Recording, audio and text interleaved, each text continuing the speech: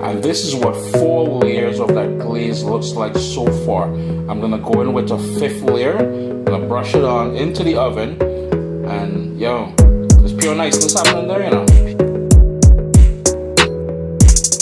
I've got dark brown sugar in the pot there. We're gonna hit it with a tiny bit of allspice for that lovely, earthy, Christmas holiday kind of flavor that, yo, we all love. Come on now, we all love that. I like going in with a bit of apple cider. Not apple cider vinegar, but apple cider. Orange juice. We need a dose of Dijon Mustard in there as well too. Give that a little stir. And as we stir that, we're gonna pour in some wonderful honey. This is a glaze. It is sweet. Diabetics, be aware.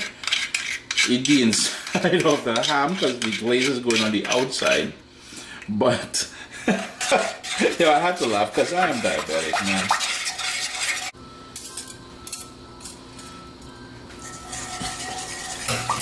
What I forgot to mention is that the stove is off because I don't want the flame on yet.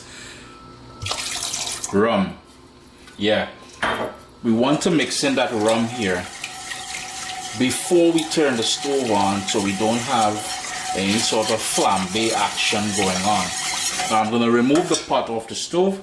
Pot is back on, and I'm just going to reduce this down. I'm going to bring it up to a simmer and cook it for about 5 or 6 minutes, just until all those flavors come together. Skirks! I had to stop myself. Something is missing. I don't have any ground cloves, but what I do have is some of the clove flowers here. So that's going to go in there, and that's going to perfume everything. I got a lovely simmer going. I'm just going to let that go for about 5 minutes because I really want to pull out the flavors. Now, if you have some orange zest and you want to put in there, or even some dried orange peel, to be honest with you, dried orange peel will even brighten up this thing further. This is not about thickness, so if you're looking for something thick, it certainly isn't. This is all about the glaze that's going to go on to the ham.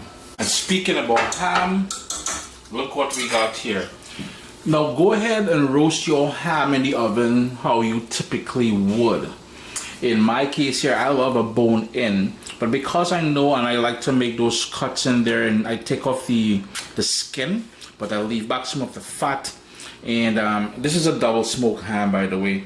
Low oven, and I just keep roasting it in there for about an hour or so, depending on the size of the ham. But what I want to impress on you guys is it's on a rack, and below that rack I've lined it with foil, my baking tray, because now that we have that glaze, it's going to cause a mess and it's going to be difficult to clean up later. So for cleaning purposes, that is why we have that lined baking tray.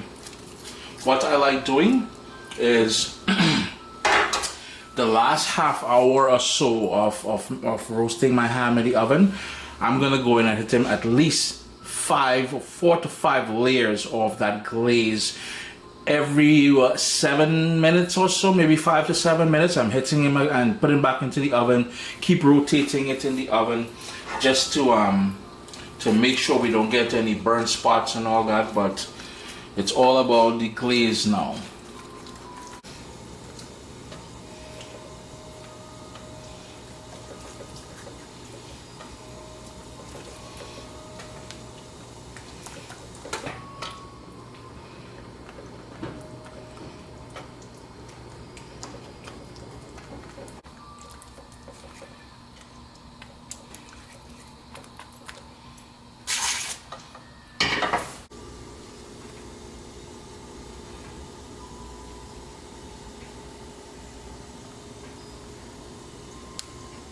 Sup soldiers, listen, if you enjoy this recipe, I'd really appreciate it if you hit subscribe and click that bell notification thing.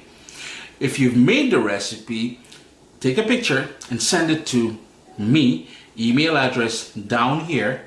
I mean, trying to tell people the email address, them butts will take the address and do all kind of thing with it.